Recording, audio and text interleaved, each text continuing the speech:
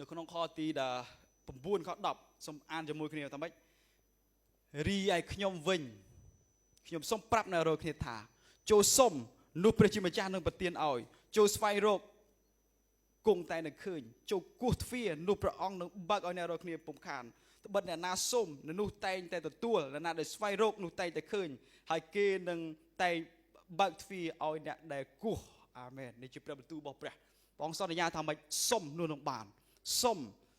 ទូសុំសំណុំដែលជាក់លាក់ដោយចំពោះព្រះជាម្ចាស់នៅសេចក្តីត្រូវការរបស់យើងបំណងចិត្តរបស់យើងដែលយើងចង់ធ្វើការងារថ្វាយព្រះណាមួយឲ្យជាក់លាក់នៅចំពោះព្រះវរបិតាខ្ញុំសូមជម្រាបសួរដល់លោកគ្រូអ្នកគ្រូទាំងអស់ហើយនិងបងប្អូនទាំងអស់ស្ថិតនៅក្នុងសេចក្តីស្រឡាញ់របស់ព្រះអង្គម្ចាស់សូមលោកគ្រូអ្នកគ្រូនិងបងប្អូនទាំងអស់បានផ្ចង់ដួងចិត្តទាំងស្រុងទៅលើព្រះបន្ទូលរបស់ព្រះអង្គព្រះបន្ទូលព្រះអង្គសម្រាប់ព្រឹកនេះគឺព្រះគម្ពីរលូកាជំពូក11ខ1រហូតដល់ខ13មានថ្ងៃមួយព្រះយេស៊ូវអធិដ្ឋាននៅកន្លែងមួយកាលព្រះអង្គអធិដ្ឋានរួចហើយមានសិស្សម្នាក់ទូលព្រះអង្គថាបបិទ្ធព្រះអង្គម្ចាស់សូមបង្រៀនយើងខ្ញុំឲ្យចេះអធិដ្ឋានដោយលោកយូហានបានបង្រៀនសិស្សរបស់លោកនោះផងព្រះយេស៊ូវមានព្រះបន្ទូលទៅពួកគេថាពេលអ្នករាល់គ្នាអធិដ្ឋានត្រូវពោលថាអោព្រះបិតាអើយសូមសម្ដែងព្រះនាមដ៏វិសុទ្ធរបស់ព្រះអង្គឲ្យមនុស្សលោកស្គាល់សូមឲ្យព្រះរាជព្រះអង្គបានមកដល់សូមប្រទានអាហារដែលយើងខ្ញុំត្រូវការជារៀងរាល់ថ្ងៃសូមអត់ទោសយើងខ្ញុំឲ្យរួចពីបាបត្បិតយើងខ្ញុំអត់ទោសឲ្យអស់អ្នកដែលប្រព្រឹត្តខុសនឹងយើងខ្ញុំសូមកុំបណ្ដោយឲ្យយើងខ្ញុំចាញ់ការលបួងឡើយព្រះអង្គមានព្រះបន្ទូលទៅគេទៀតថាក្នុងចំណោមអ្នករាល់គ្នាបើម្នាក់មានមិត្តសម្លាញ់មករកទាំងពាក់កណ្ដាលអាត្រៀតហើយពោលថាសម្លាញ់អើយឲ្យគ្នាខ្ចីនំប៉័ង3ដុំសិនមកព្រោះមានមិត្តភ័ក្តិទៅនឹងធ្វើដំណើរមកដល់ហើយគ្មានអ្វីទទួលគេសោះអ្នកនៅក្នុងផ្ទះឆ្លើយមកវិញថាកុំរំខានគ្នាធ្វើអ្វីគ្នាបានខ្ទាស់ទ្វារទៅហើយម្យ៉ាងទៀតកូនចៅគ្នាកំពុងដេកលក់គ្នាមិនអាចក្រោកទៅយកនំប៉័ងឲ្យសម្លាញ់ឯងបានទេខ្ញុំសូមប្រាប់អ្នករាល់គ្នាថាម្ចាស់ផ្ទះប្រកាសជាក្រោកទៅយកនំប៉័ងព្រមទាំងអ្វីដែលមិត្តសម្លាញ់របស់គាត់ត្រូវការមិនខានគាត់ក្រោកទៅយកដូច្នេះមិនមែនមកពីគាត់យកយល់មិត្តសម្លាញ់ទេគឺមកពីមិត្តសម្លាញ់នោះចេះតែរំខានមិនឈប់រីឯខ្ញុំវិញខ្ញុំសូមប្រាប់អ្នករាល់គ្នាថាចូលសូមនោះព្រះជាម្ចាស់នឹងប្រទានឲ្យចូលស្វែងរកគង់តែនឹងឃើញចូលគោះនោះព្រះអង្គនឹងបើកឲ្យអ្នករាល់គ្នាជាពុំខានត្បិតអ្នកណាសូមអ្នកនោះតែងតែទទួលអ្នកណាស្វែងរកតែងតែឃើញហើយគេតែងតែបើកទ្វារឲ្យអ្នកដែលគោះក្នុងចំណោមអ្នករាល់គ្នាបើកូនសុំត្រីមិនដែលមានឪពុកណាយកពស់អាសេរពឹសឲ្យវាទេ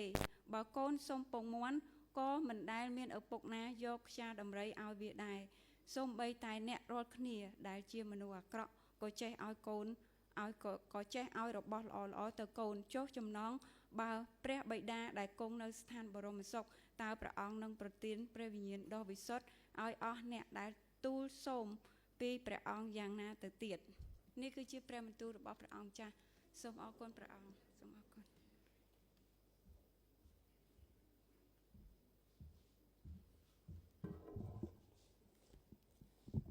អរគុណដែលគ្រូបានអានព្រះបន្ទូលនៅពេលព្រឹកនេះបានដល់ពេលវេលាសំខាន់ដែលយើងស្ដាប់ព្រះបន្ទូលព្រះអង្គជាមួយគ្នាសូមសម្រួមចិត្តអធិដ្ឋានជាមួយគ្នាសូមព្រះវិញ្ញាណបរិសុទ្ធបង្ហាត់បរិញ្ញាដល់បងប្អូនពួកជំនុំទាំងអស់គ្នានៅទីនេះព្រះម្ចាស់ព្រះយេស៊ូវហើយខ្ញុំថ្លែងអំណរគុណព្រះអង្គសម្រាប់ពេលនេះដែលយើងខ្ញុំមកថ្វាយបង្គំព្រះអង្គហើយដល់ពេលវេលាដែលយើងខ្ញុំបានស្ដាប់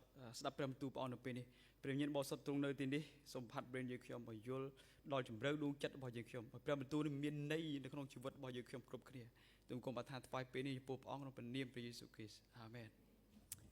បាទអរគុណព្រះអង្គដែលខ្ញុំនាំព្រះបន្ទូលព្រះអង្គនៅក្នុងព្រះគម្ពីរគម្ពីរមិញនៅក្នុងលូកាជំពូកទី11ខ1ដល់ខទី13បាទហើយពេលខ្ញុំអានទៅខ្ញុំឃើញថាកន្លែងនេះ ดับประเทศบอลทาดาโจอธิษฐานส้มนุไตจากบ้านบ่าจังดาสมมือจะมวยกันอะไรในบางวันตรงนี้จังสู้บนตรงนี้ทายเจดาแต่บางวันตรงนี้ผู้ชุมนุมตรงนี้ชื่อลือการอธิษฐานได้ดิไปชื่อสมมุติเขาบ่าเลยโอเคเอาคนวางบ้านบ่าแต่ชื่อท่าการอธิษฐานนั้นโน้มมีการพลัดแปรพลัดดูสถานภาพน้องกรมครูซานน้องกรมยนต์นมน้องปฏิเจตบ่ยิงดิชื่อดิบ่าเอาคนวางบ้านถ้าบ่ยังชื่อเต็กยังอธิษฐานเต็กได้ไอ้บ่ยังชื่อคลั่งยังอธิษฐานคลั่งไอ้บ่ชื่อเราเป็นเดลมีตุกลบ้ายังเดเป็นมีตุกลบ้ายังอธิษฐานเดเป็นตุกลบ้าดีบ่าเดลยังมีสกได้เต้ากาให้ดาสมตัวบ่าเดลยังมีสกได้เต้ากายังเต้ากาอธิษฐานส้มในประกปีอันสอนยาธาหนุนบ้านเอาดอนเนี่ยได้ส้มแต่การปองยังเดินแต่ควักขาดอัดตัวบ้านมาไปยังอัดส้มบ่าก็ไปได้บางคนเลยจบมาส้มหอยอัดบานเตอเท่าไหร่เจ้ายังส้มได้ก็ไปได้เดินแต่อัดบานเท่าไหร่เจ้าบ่ามีนปีอย่างมวยคือชอบส้มบ่าไปได้มวยติดอธิษฐานส้มอัดบานส้มรึแต่คลั่งบ่าไอ้บางคนลองนี้จีเนี่ยในขนมมวยน่ะไอ้กูมน้องในการอธิษฐานมวยนุการอธิษฐานคือเป็นคนแต่ยังในใจเอาแต่เปรตจิมจ้าไอ้ลือสำเร็จยังแต่ปนลองตีในขนมกูมน้องอธิษฐานคือดับเบิลยังแต่ตัวบ้านเราสิกได้เต้าก้าเราบ่ยังในขนมชีวิตเราบ่ยังแบบไอ้เด้อเราเปรตเด้ไอ้แต่ตัวอธิษฐานโดยมันได้เติมยังแต่ตัวบ้านเราสิกได้เต้าก้าเราบ่ยังแบบสมมือแต่ขนมเปรตกับปีจมวยเนี่ยด่าแบบพระเยซูคริสต์องดอลเรากำรู้ในการอธิษฐานขนมคอตีมวยบาดประทำใบบาดยังไอ้เมื่อเคยสมอ่านจมวยเนี่ยจมวยยมอ่านเปรตประตูออกจมวยทำไมเมียนมวยทั้งไงพระเยซูอธิษฐานเรากระไรมวยการปรองอธิษฐานโดยเฮยเมียนเสมาเนี่ยตูปรองทาบอกเปิดปรองมันจ้ะสมบูรณ์เรียนยืนขยมเอาเจอธิษฐานโดยลูกโยฮานบานบอกเรียนเสเราบอกลูกได้ลูกพองบาดกระไรในบอกบนเราเนี่ยเคยทำพระเยซูคริสต์เอาเมียนตุ่มลวบอธิษฐานจมวยหนึ่งพระบูใบดาปองตัวปองอธิษฐานต่อการพระจิมจ้ะปองจำนายเปลจมวยพระบูใบดาจมวยเปรย์บ่าอธิษฐานคือจิการได้ยังในเย่ตำเนะตำนงสนัดสลาจมวยเปรย์จิมจ้ะไอ้บะโกมันได้ในเย่จมวยเอาซอดูตำเนะตำนงวิชง่ายแต่บะในเย่จิตสนัดจมวยคณีรอทั้งไงตำเนะตำนงสนัดสนาไอ้ยังอธิษฐานคือจิเปเวลีได้ยังในเย่ต่อการพระจิมจ้ะยังสนัดสนาจมวยปกบ่ยังเมียนเจสดาในขนมการได้จำนายเปริธานการได้ยังจำนายเปริธานจะบวยเปรจิมจ้ะยืนกับปงแต่ตัวไปเจสดาตัวกำลังได้โมปีเปรจิมจ้ะเพราะคือจะประพบยืนชนะได้ตัวไปเจสดาได้โมปีเปรจิมจ้ะน้องจีวัดบ่ยืนตุรศัพท์ยืนบัสันเจียเปรปรกลาบ่ยืนมันได้บานประโจทมอเตอร์ทั้งไงได้ยังประกาศบอดประโจทตียังประกาศตียังเต้าการทาวโปลใบโจน้องทมอตุรศัพท์ยืนด้วยเคลียยืนเต้าการไปเจสดาโมปีเปรจิมจ้ะตามเรียนนะเนี่ยจำนายเปย์จะมวยเปย์อ่านประตูอธิษฐานจะมวยเปย์ลูกข้าเป็นเรื่องวิญญาณบ่อยยังมีกำลังมีธรรมโปรไอ้ก็ต้องเปย์เรียนในยังมอทวายกลมปองเสิร์ฟอองดับประตูอธิษฐานจะมวยกี้ยังมีอารมณ์ยังตัวบ้านประชิดได้แต่มวยปีเปย์จิมจ้ามีอารมณ์จังดิแบบยังมีอารมณ์ท่านด้วยเจี๋ยมีธรรมโปรได้ศกซาได้ใบรู้เนื้อประต่อเดียดมาสัปดาห์ก็ลองทำมุกเดียดไอ้พระเยซูอะไรนี่บางคนเนี่ยจงตรงเต้นได้จำนายเปย์อธิษฐานรถเปย์มุนเปย์ได้พระเยซูคริสต์แต่เพื่อปนกันปองจำนายเปรอธิษฐานจะมวยประวูไปด่าอธิษฐานรุ่ยปองจับดำตัวเฟือกิจการปนกิจบ่เปล่าตรงปลอดจงือตรงประกาศประตูตรงไซมันนั่งรอตดอนมาดูหอยก้าวจาก็เกิดลังเมียนบ่าสมมือกันเลยในดาบพระเยซูคริสต์ปองปฏิเตียนในกลุ่มรู้เสียอธิษฐานระบบปองมาจ่าได้ยิงแต่งจากอธิษฐานบ่าสมมือตัวของคอตีปีตีใบตีบวนบ่ายังสมอานมันติดจะบ่าพระเยซูมีประตูตัวปุกีธาปีนี้เราเนี่ยอธิษฐานเต้าปูธาเต้าปูธาในจิตนมเต้าปูธาอย่างดุจเนี่ยบ่าเอาประใบดาสมสับใดเป็นนิมโดยสระบอบพระองค์อ้อยมนุษย์โลกสกอลสมอ้อยประริยพระองค์มาหมกดอลสมปฏิญาณยืดเขียมตระการในทั้งนี้สมอัตตัวยืดเขียมบริปิบาบบัดยืดเขียมอัตตัวอ้อยในประพฤติข้อหนึ่งยืดเขียมสมกำบัดดอยยืดเขียมใจการระบงลายบาทอะไรยมด่านในขนมมาไทยเดยืดเสียอธิษฐานเป็นเล็งเดยืดปลายรอสัปดาห์นะยังอธิษฐานในขนมนงบ่าไอ้ยมจังใจเล็กอะไรนี่ชลออะไรนี่ติทาดาลานี่เจียเปียบังกบระบพระเยซูจิลมนมปองปรับทับเปเนี่ยเราเนี่ยอธิษฐานแบบอย่างดุจเนี่ยบ่าปุษะเกจิอธิษฐานรวยหายปัจเจปุษะเกเคยพระเยซูอธิษฐานครบไพรบิธรรมดาพระเยซูอธิษฐานเดล ដែលមានបច្ចេស្តាអធិដ្ឋានចំបំណងផលតីព្រះហើយពេលដែលយើងអធិដ្ឋានចំបំណងផលតីព្រះតែងតែនឹងឆ្លើយតបបាទចេះតែយើងមើលជាមួយគ្នា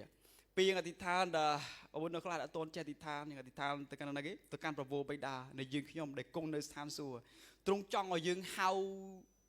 ព្រះអង្គថាជាឪពុកពេលដែលយើងជឿព្រះយេស៊ូវយើងត្រឡប់ទៅជាកូនរបស់ព្រះអង្គទៅជាឪពុករបស់យើងបាទឪពុកនឹងកូនស្និទ្ធស្នាលជាមួយគ្នាទ្រង់គង់នៅណាទ្រង់គង់នៅស្ថានសួគ៌ដែលទ្រង់មានអំណាចខ្ពស់បំផុតមានឋានៈខ្ពស់ជាងគេបំផុតបាទសូមឆ្លៀតពេលបន្តិចបានគិតមើលអំពីព្រះវរបិតារបស់យើងជាឪពុករបស់យើងទៅទ្រង់ធំប៉ុណ្ណាទៅព្រះអង្គមានអំណាចបច្ចេស្តាប៉ុណ្ណាមានអំណាចធំជាងអរិយទ្រង់មានអំណាចលើសេចក្តីស្លាប់ទ្រង់មានអំណាចធំជាងលោកីនេះព្រះដែលយើងនៅក្បែរយើងឪពុករបស់យើងអស្ចារ្យណាស់ហើយនៅព្រះគម្ពីរប្រាប់ថាគ្រប់ទាំងប្រពោនិងរបស់ល្អគឺមកតែពីព្រះវរបិតានោះឯងហើយព្រះអង្គនោះឯងតែងតែឲ្យនៅរបស់ល្អដល់កូនរបស់ព្រះអង្គហើយបន្ទាប់មកទៀតបានប្រាប់ថាសូមឲ្យព្រះនាមទ្រង់បានបរិសុទ្ធសូមឲ្យព្រះនាមទ្រង់បានបរិសុទ្ធព្រះនៃយើងទ្រង់គឺជាព្រះដ៏បរិសុទ្ធដូច្នេះយើងត្រូវគោរពព្រះនាមរបស់ព្រះជាម្ចាស់ហើយយើងអធិដ្ឋានដំបូងយើងថ្វាយកិត្តិយសថ្វាយកិត្តិនាមថ្វាយសិរីរុងរឿងទៅកាន់ព្រះនាមរបស់ព្រះជាម្ចាស់ដែលជាព្រះលើក្រវៃវៃទាំងអស់ដោយពាក្យសម្ដីរបស់យើងនិយាយដោយគំនិតរបស់យើងគិតហើយដោយការដែលយើងធ្វើថ្វាយព្រះនាមដ៏ខ្ពង់ខ្ពស់របស់ព្រះជាម្ចាស់បាទហើយតើអ្វីទៅជាការដែលយើងលើកដំកើងព្រះជាម្ចាស់បាទគឺគ្រប់អ្វីដែលយើងធ្វើណាយើងធ្វើដោយសេចក្តីស្រឡាញ់ចំពោះព្រះហើយយើងព្យាយាមស្ដាប់តាមព្រះអង្គនោះឯងជាការដែលដំកើងទៅកាន់ព្រះអង្គហើយការដែលមិនដំកើងព្រះវិញthìយ៉ាងម៉េចយើងប្រើពនារបស់ព្រះជាអាសាអការទោះបីយើងមិនបាននិយាយក៏ប៉ុន្តែទង្វើរបស់យើងណាគេឃើញយើងមិនសូវជាទីបន្ទាល់ល្អយើងកំពុងតែបង្អាប់ពនារបស់ព្រះជាម្ចាស់ហើយធ្វើអីគេនិយាយកុហកអ្វីដែលព្រះជាម្ចាស់មិនបានមានបន្ទូលបាទជាដាហើយបងប្អូនគ្នាបាទអធិដ្ឋានសូមឲ្យយើងខ្លួនឯងគោរពពនារបស់ព្រះជាម្ចាស់លើកដំកើងព្រះជារៀងរាល់ថ្ងៃតាមរយៈសម្ដីរបស់យើងគំនិតរបស់យើងហើយកម្មភាពរបស់យើងបានសរសើរដំកើងដល់ព្រះវរបិតាហើយទីពីរថាសូមរាជព្រះអង្គបានមកដល់ឲ្យរាជរបស់ព្រះអង្គបានមកដល់នៅស្រុកខ្មែរមកដល់ក្រុមគ្រួសាររបស់យើងបាទរាជរបស់ព្រះជាម្ចាស់មកដល់នៅពេលណានៅពេលដែលព្រះយេស៊ូវគ្រីស្ទព្រះអង្គសគត់នៅលើជើងឆ្កាងសពទ្រង់ត្រូវបញ្ចុះក្នុងភ្នោ3ថ្ងៃក្រោយមកទ្រង់រស់ឡើងវិញរាជរបស់ព្រះអង្គបានមកដល់ហើយហើយបានមកដល់ក៏ប៉ុន្តែមនុស្សនៅលើផែនដីនេះមានមនុស្សតិចទទួលព្រះរាជរបស់ព្រះនៅក្នុងជីវិតរបស់គេបាទនៅស្រុកខ្មែរមានតែ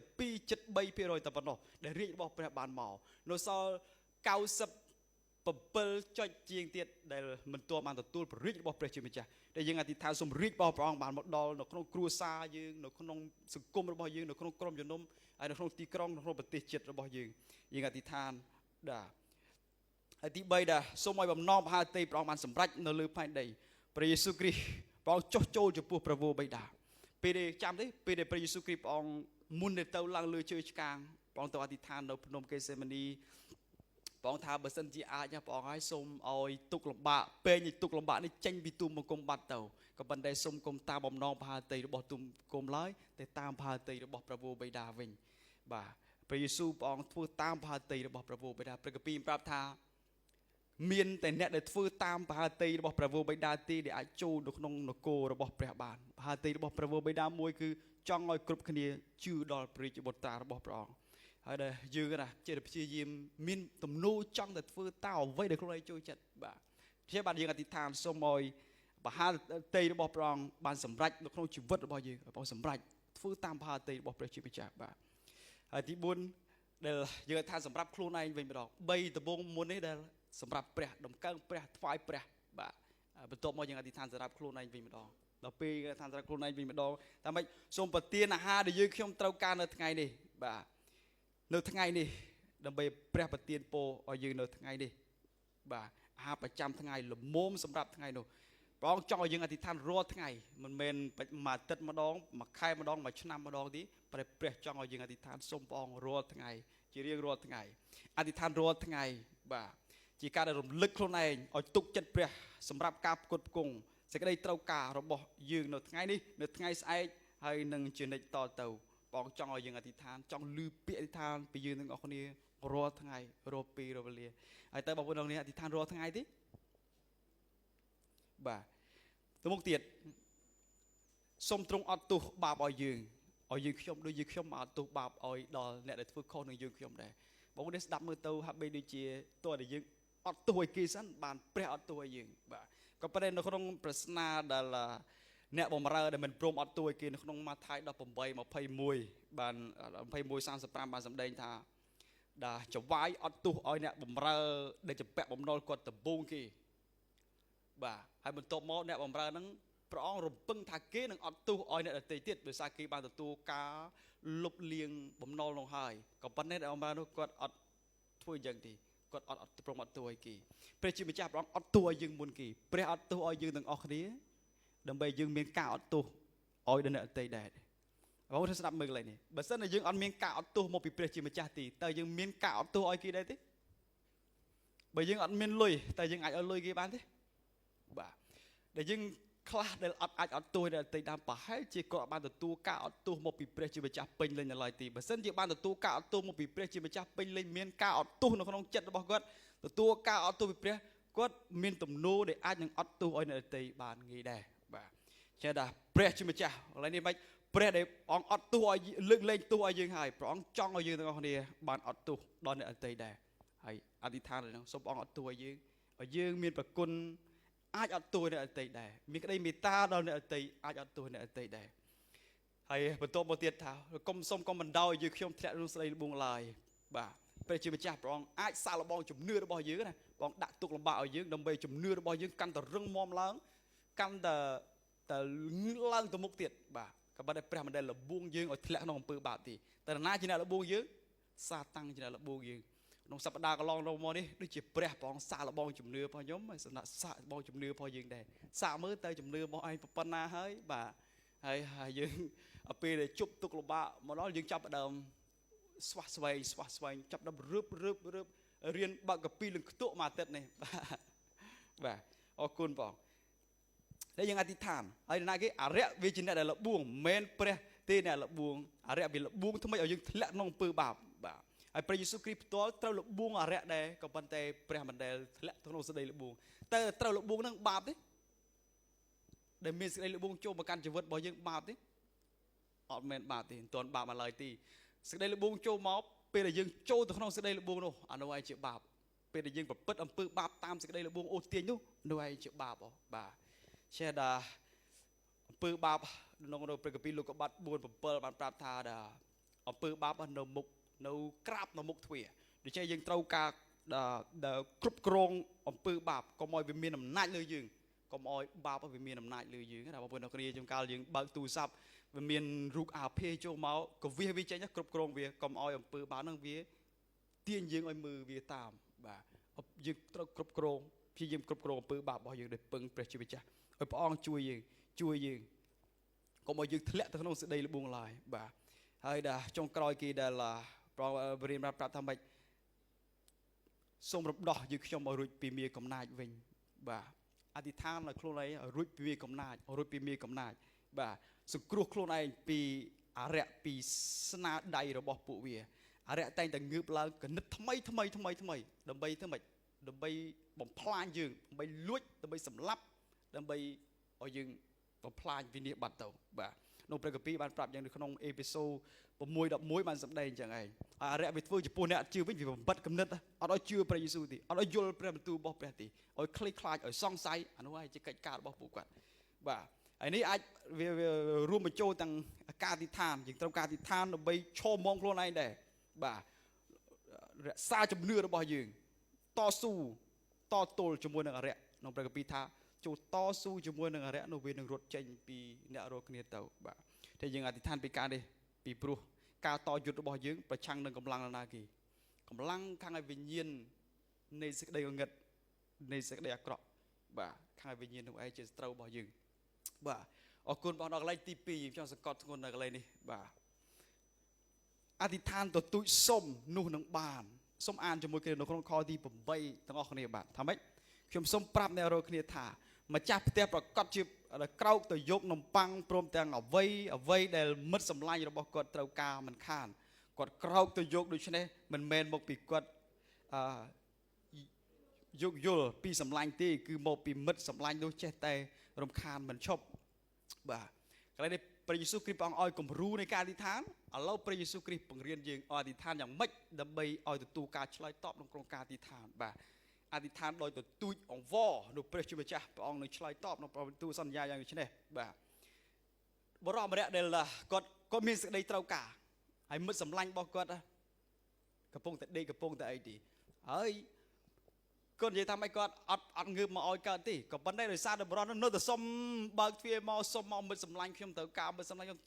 នៅតែគោះនៅតែគាត់ទ្រាំបានទេអ្នកនោះគាត់យកមកឲ្យនៅសេចក្តីត្រូវការរបស់គាត់បាទកន្លែងនេះថាម៉េចដែរឡាបងប្អូនដល់គ្នាពេលយើងអធិដ្ឋានសុំព្រះឲ្យយើងដឹងថាអ្វីទៅជាសេចក្តីត្រូវការយ៉ាងជាក់លាក់របស់យើងទាំងអស់គ្នាអ្វីទៅជាបំណងចិត្តរបស់យើងទាំងអស់គ្នាឲ្យដឹងឲ្យច្បាស់ឲ្យជាក់លាក់ចាំសុំព្រះបាទជួនកាលយើងសុំអត់ដឹងវាអត់ដឹងថាសុំអីណាបាទមានស្ត្រីម្នាក់គាត់អធិដ្ឋានសុំប្តី10ឆ្នាំអត់បានប្តីបាទគាត់ឋានសុំហើយថ្ងៃមួយពេលគ្រូកងវិលមួយដែលប្រកែអធិដ្ឋានបានមកគាត់អធិប្បាយចប់ហើយដល់ស្ត្រីម្នាក់ថាសុំឲ្យគ្រូអធិដ្ឋានឲ្យខ្ញុំឲ្យបានប្តីផងហើយគេថាអូខេអធិដ្ឋានឲ្យបានបងអង្គុយជាមួយគ្នាបន្តិចហើយក៏សួរថាអធិដ្ឋានប៉ុន្មានឆ្នាំហើយខ្ញុំអធិដ្ឋាន10ឆ្នាំហើយគ្រូអត់ទៅមកប្តីចុះមកយូរម្លេះអធិដ្ឋាន10ឆ្នាំហើយសំណំតែព្រះជាម្ចាស់ព្រះអង្គឆ្លើយតបហើយសួរថាអធិដ្ឋានយកប្តីបែបណាក៏សួរបែបណាអីអត់ដឹងទេតែតាមបំណងផាតីព្រះមិនក៏បានដែរថាអញ្ចឹងណាបាទបើអ្នកឯងអធិដ្ឋានដោយអញ្ចឹងកុំសង្ឃឹមថាព្រះជាម្ចាស់នឹងឆ្លើយតបដល់អ្នកហើយគ្រូប្រាប់ថាគេឥឡូវសុំយកกระดาษមកមើលឲ្យឃើញរូបភាពប្តីរបស់អ្នកឯងសួរចាំឆ្លើយមួយខ្ញុំតើចង់បានប្តីជាជនជាតិស្បែកសឬមួយក៏ស្បែកខ្មៅហើយគាត់ថាខ្ញុំនៅអឺរ៉ុបអញ្ចឹងខ្ញុំចង់បានស្បែកសអូខេស្បែកសអសេចុះចង់បានប្តីខ្ពស់ឬក៏ទឿចង់បានរាងស្វែលរាងខ្ពស់អសេចុះហើយចង់បានប្តីរាងម៉ាប់ឬក៏ស្គមអររាងស្គមហ្នឹងឯងទៅរាងស្វែលហើយចង់បានប្តីដែលគាត់ចូលចិត្តគិតជាការងារអីគាត់ជាការងារដែលគ្រូបរិញ្ញាហើយសុំគ្រូបរិញ្ញាចុះពេលដែលតនេរបស់គាត់ចង់ឲ្យប្តីជួយចិត្តធ្វើអីគេគាត់លេងភ្លេងជួយចុះបាទអូខេឥឡូវមើលឃើញប្តីនៅប៉ុណ្ណឹងមើលឃើញច្បាស់នៅឃើញទេប្តីខ្ញុំខ្ពស់សង្ហាសចេះជាគ្រូបរិញ្ញាលេងភ្លេងប្តីខ្ញុំដឹងមើលឃើញច្បាស់អូខេច្បាស់ក្បាស់អធិដ្ឋានមួយគ្នាខ្ញុំអធិដ្ឋានឲ្យអធិដ្ឋានឲ្យសរសេរដាក់ជប់នៅកន្លែងបន្ទប់នៅកន្លែងកញ្ចក់នៅកន្លែងណាហើយប្រកាសរាល់ថ្ងៃហ្នឹងហើយប្តីរបស់ខ្ញុំបាទហើយគាត់អធិដ្ឋានលោកគ្រូអធិដ្ឋានជូនពរឲ្យហើយគាត់អធិដ្ឋានដូចគ្នាអធិដ្ឋានព្រឹកល្ងាចអានល្ងាចចុះល្ងាចអានមើលឃើញប្តីរបស់គាត់បងមួយឆ្នាំក្រោយមកដែលមានក្រុមមកក្រុមមកធ្វើសន្និបាតនៅកន្លែងភិបរបស់គាត់មានក្រុមភ្លេងតន្ត្រីយុវជននៃមកលេងមកអីបាទហើយបរិមម្នាក់នោះសង្ហាមែនទែនអញ្ចឹងណាហើយគេផ្សេងទៀត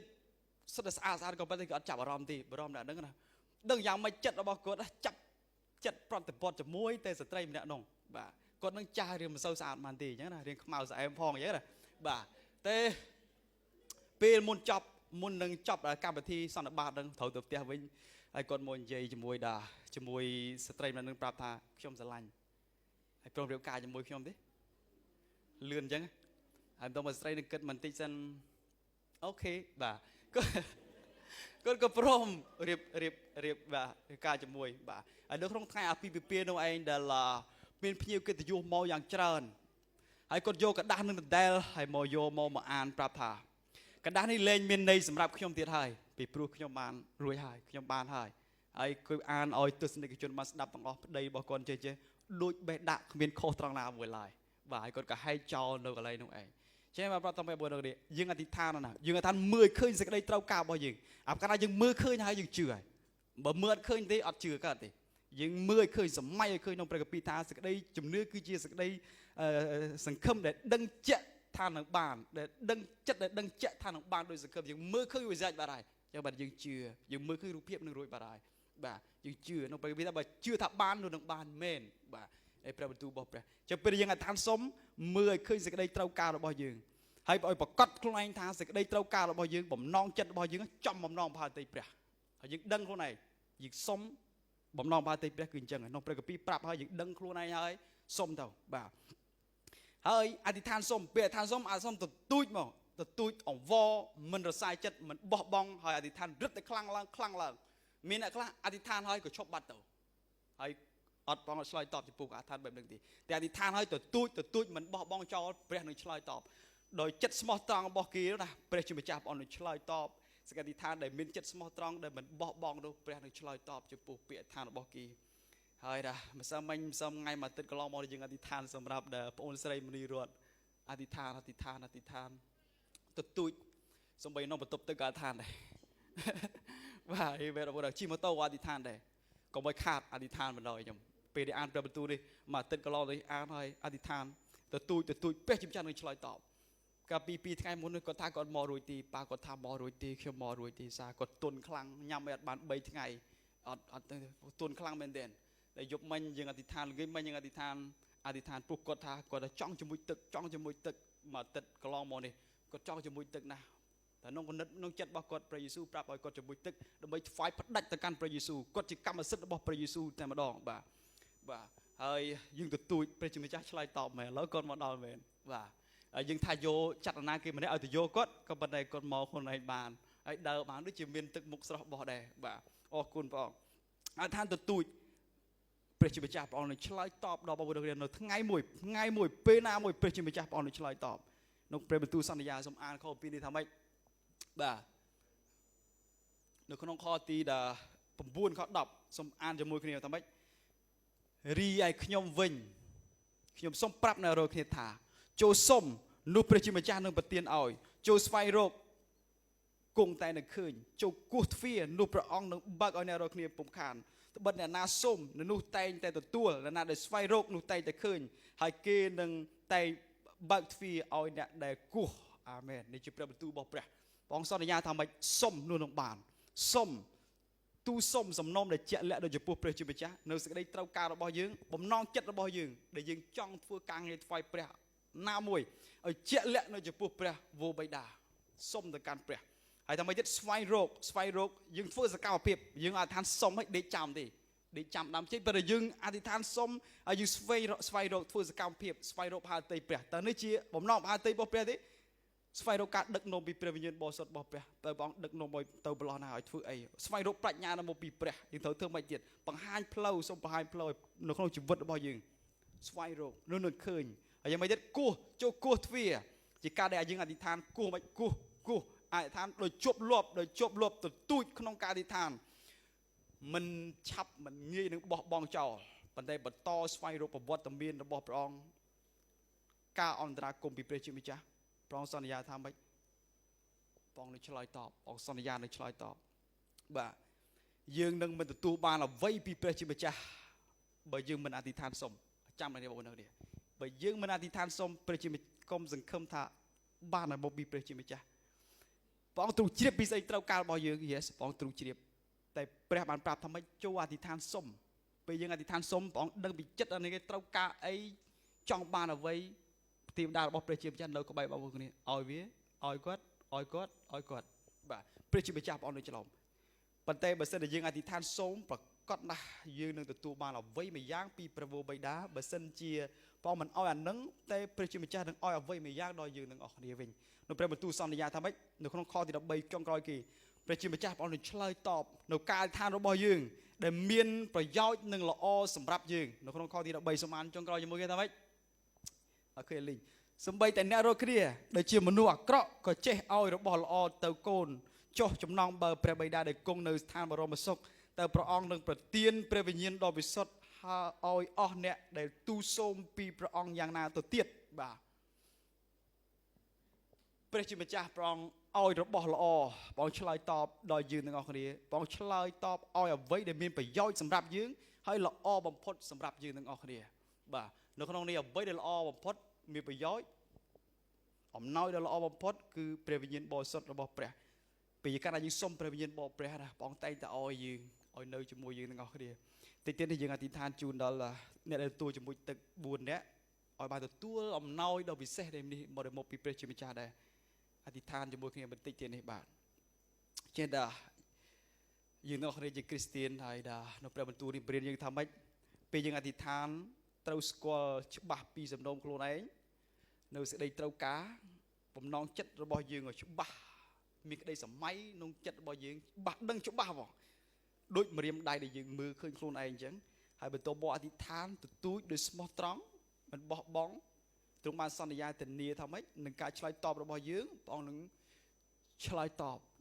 សុំនោះនឹងបានគោះនោះនឹងបើកស្វែងរកនោះនឹងឃើញព្រះអង្គនឹងឆ្លើយតបនៅពាក្យអធិដ្ឋានរបស់យើងទាំងអស់គ្នាមិនមែនចេញទៅខ្យល់ទេខ្យល់ចេញមកទេខ្យល់ចេញមកទេតែពាក្យសម្ដីរបស់អធិដ្ឋានរបស់យើងព្រះជាម្ចាស់ព្រះអង្គស្ដាប់ឮហើយព្រះអង្គនឹងឆ្លើយតបនៅការអធិដ្ឋានរបស់យើងដល់យើងជាពុំខានឡើយចេះតើអធិដ្ឋាននឹងខ្លាំងឡើងហើយខ្លាំងឡើងបងប្អូនគ្នាចង់ពេលឮពេលដែលយើងអធិដ្ឋានទូទៅសំណុំអធិដ្ឋានទៅប៉បបងប្អូនគ្នាអធិដ្ឋានទៅយ៉ាងត្រអឹងកងដោយសំឡេងដោយស្មោះត្រង់ផងដោយទទូចទៅចំពោះព្រះជាម្ចាស់បាទចង់ឮខ្ញុំចង់ឮដែរបងប្អូនខ្ញុំចង់ឮពាក្យអធិដ្ឋានរបស់បងប្អូនទាំងអស់គ្នាឲ្យទៅហឹងអើងកងបាទហើយបងប្អូននៅគ្រីមិនមែនគ្រីស្ទៀនវិញព្រះបិតាដែលពពូបិតាដែលគង់នៅស្ថានសួគ៌បងស្រឡាញ់ដល់បងប្អូនអ្នកគ្នាខ្លាំងណាស់ក្នុងព្រះគម្ពីរប្រាប់យ៉ាងបងស្រឡាញ់ខ្លាំងណាស់ហើយទ្រង់ចង់ឲ្យរបស់ល្អដល់បងប្អូនទាំងអស់គ្នាដែរចូលទទួលចោះបាទព្រះយេស៊ូវបានប្រាប់ឲ្យយើងសុំនោះនឹងបានដូច្នេះដែលយើងបងប្អូនដែលមានស្អីត្រូវការណាចេះដែលខ្វះខាតអធិដ្ឋានសុំព្រះបិតាជាមួយគ្នាហើយបើអធិដ្ឋានសុំហើយអត់បានកុំឲ្យបោះបង់ប៉ុន្តែបន្តទទូចជារឿយហើយទ្រង់ប្រកាសជាឆ្លើយតបចំពោះការអធិដ្ឋានរបស់បងប្អូនជាមិនខានឡើយបាទដូច្នេះសូមបានគ្រប់យើងក្រោកឈរឡើងទាំងអស់គ្នាហើយយើងអធិដ្ឋានជាមួយគ្នាហើយយើងមានពិធីជាមួយទឹកនៅបន្ទាប់ពីអធិប្បាយនៅពេលនេះបាទជាយើងអធិដ្ឋានជាមួយគ្នានៅពេលនេះហើយចង់មួយដល់គ្នាអធិដ្ឋានជូនអ្នកដែលជាមួយទឹកនៅថ្ងៃនេះហើយឲ្យព្រះសម្អាតនៅគ្រប់អំពើបាបរបស់គាត់ហើយបំពេញដោយព្រះវិញ្ញាណរបស់ព្រះក្នុងព្រះបន្ទូលបានប្រាប់ថាព្រះអង្គនឹងប្រទាននៅព្រះវិញ្ញាណបរិសុទ្ធដល់អស់អ្នកណាដែលទូលសុំព្រះអង្គក្នុងព្រះគម្ពីរបានប្រាប់ដល់13បានប្រាប់ថាជាចំណងបើព្រះបិតាដែលគង់នៅស្ថានបរមសុខតើព្រះអង្គនឹងប្រទានព្រះវិញ្ញាណដ៏បរិសុទ្ធឲ្យអស់អ្នកដែលសូមទូលសុំពីព្រះអង្គយ៉ាងណាទៅទៀតបាទការទី1យើងអធិដ្ឋានសម្រាប់អ្នកដែលទូលជាមួយទឹកហើយទី2យើងអធិដ្ឋានសម្រាប់ប្រទេសជាតិរបស់យើងតែម្ដងបាទចង់ជូនពរឋានជឿលើអំណាចនៃការអធិដ្ឋានជាមួយគ្នាតើព្រះម្ចាស់ព្រះយេស៊ូវហើយយើងខ្ញុំថ្លែងអំណរគុណព្រះអង្គសម្រាប់ពេលព្រឹកនេះយើងខ្ញុំមកថ្វាយគុំព្រះអង្គពេលវេលានេះព្រះអង្គហើយយើងខ្ញុំអធិដ្ឋានព្រះអង្គបរៀនយើងខ្ញុំពីរបៀបអធិដ្ឋានហើយព្រះអង្គក៏ប្រាប់ឲ្យយើងខ្ញុំថាអធិដ្ឋានរបៀបណាព្រះអង្គសន្យាថានឹងប្រទានឲ្យព្រះអង្គឲ្យទូលគុំអធិដ្ឋាននៅពេលនេះសម្រាប់អ្នកដែលទទួលជាមួយទឹកមានមនីរតមានភត្រាមានលីយ៉ាហើយមានលីនបងក្នុងព្រះនាមព្រះយេស៊ូវព្រះអង្គឲ្យទ្រង់ចាក់ប្រេងតាំងក្នុងទឹកនោះព្រះវិញ្ញាណទ្រង់នៅទីនោះពេលដែលជាមួយទឹកនោះព្រះវិញ្ញាណបរិសុទ្ធសម្អាតបាបហើយបំពេញពួកគេគ្រប់គ្នាដោយព្រះវិញ្ញាណរបស់ព្រះជាម្ចាស់ព្រះម្ចាស់ព្រះយេស៊ូវឲ្យសូមគ្រប់បណ្ដប់គេក្នុងជីវិតថ្មីក្នុងវិថីជាមួយព្រះម្ចាស់ព្រះយេស៊ូវជីវិតចាស់បានកន្លងបាត់ទៅហើយជីវិតថ្មីចាប់ផ្ដើមជាថ្មីជីវិតដែលមានពរជីវិតដែលជាជីវិតដែលមានប្រាជ្ញាដែលមានអំណរមានក្តីសុខសាន្តមានអត្តសញ្ញាណជាកូនរបស់ព្រះម្ចាស់ជាជីវិតដែលមានពរជីវិតដែលដែលព្រះអន្ទូលសន្យាថាខ្ញុំមកឲ្យជីវិតអ្នករាល់គ្នាពេញបរិបូរណ៍ផងពេលនេះតទៅបងអ្នកដែលទទួលជាមួយទឹកហ្នឹងណាគេមានជីវិតគេទទួលជីវិតថ្មីជីវិតពេញបរិបូរណ៍ដែលមកពីព្រះជាម្ចាស់ជីវិតដែលពោពេញដោយអំណរក្តីសុខសាន្តប្រពោរបស់លោកអាប់រ៉ាហាំប្រពោខាងឯវិញ្ញាណរបស់ព្រះម្ចាស់ព្រះយេស៊ូវដែរ Hallelujah អរព្រះគុណផងសូមថ្វាយនៅជាមួយទឹកនោះនៅក្នុងព្រះម្ចាស់ព្រះយេស៊ូវបងហើយនៅពេលនេះយើងខ្ញុំអធិដ្ឋានជូនប្រទេសជាតិរបស់យើងខ្ញុំកំពុងតែមានរឿងរ៉ាវដែលច្រើននៅព្រះម្ចាស់ព្រះយេស៊ូវហើយសូមព្រះជាម្ចាស់បានប្រទានពរដល់ប្រទេសជាតិខ្មែរក្តីសុខសាន្តរបស់ព្រះជាម្ចាស់បានមានដល់អ្នកដែលរដ្ឋាភិបាលទាហានពលរដ្ឋហើយព្រះម្ចាស់ព្រះយេស៊ូវដល់ថៃដែរព្រះម្ចាស់ព្រះយេស៊ូវហើយ Hallelujah សូមចងរគ្រប់តែវិញ្ញាណដែលនៅពីក្រោយការអាក្រក់នៅពីក្រោយសង្គ្រាមនៅពីក្រោយចិត្តខូខើព្រះម្ចាស់ព្រះយេស៊ូវឲ្យចងវិញ្ញាណសាតាំងពុលបរិវារដែលបណ្ដាលឲ្យមានបង្កឲ្យមានការអាក្រក់កើតឡើងនៅព្រះនាមព្រះម្ចាស់ព្រះយេស៊ូវសូមព្រះអង្គបានជួយឲ្យភាគីទាំងសងខាងគេមានគំនិតមានដំណោះស្រាយកណ្ដាលណាមួយដើម្បីចរចាគ្នាឲ្យមានសន្តិភាពព្រះម្ចាស់ហើយទូគុំប្រកាសសន្តិភាពនៅក្នុងស្រុកទេសរបស់យើងខ្ញុំព្រះអង្គឲ្យសូមជួយដល់បងប្អូនដែលជំនះគេពិបាកវេទនាដេកអត់សូវស្រួលខ្វះម្ហូបអាហារនោះសូមព្រះជាម្ចាស់ផ្គត់ផ្គង់គេផងព្រះអង្គហើយឱកាសដែលមានទុក្ខលំបាកនេះសូមជួយគេឲ្យបានឃើញឲ្យបានស្គាល់ព្រះយេស៊ូវជាព្រះសង្គ្រោះសម្រាប់ជីវិតរបស់គេផងព្រះអង្គឲ្យសូមប្រទានពរដល់ប្រទេសដល់ទុក្ខទេសរបស់យើងខ្ញុំហើយឲ្យមនុស្សជាច្រើនមិនបែរត្រឡប់មកថ្វាយព្រះគុំព្រះម្ចាស់ព្រះយេស៊ូវគ្រីស្ទនៅលើទឹកដីនេះព្រះអង្គអរគុណព្រះសូមថ្វាយសេដ្ឋាននេះនៅចំពោះព្រះអង្គ នៅក្នុងព្រះនាមរបស់ម្ចាស់ព្រះយេស៊ូវគ្រីស្ទអាមែនអាមែនសូមឲ្យសេចក្តីសុខសាន្តរបស់ព្រះជាម្ចាស់បាននៅជាមួយលោកអ្នកបងប្អូនទាំងអស់គ្នាអាមែនអរគុណព្រះអង្គសូមជូនពរគ្នាទៅវិញទៅមកហើយបន្ទាប់មកយើងចេញទៅក្រៅទាំងអស់គ្នាហើយសូមត្រឡប់មកខាងក្នុងវិញបាទ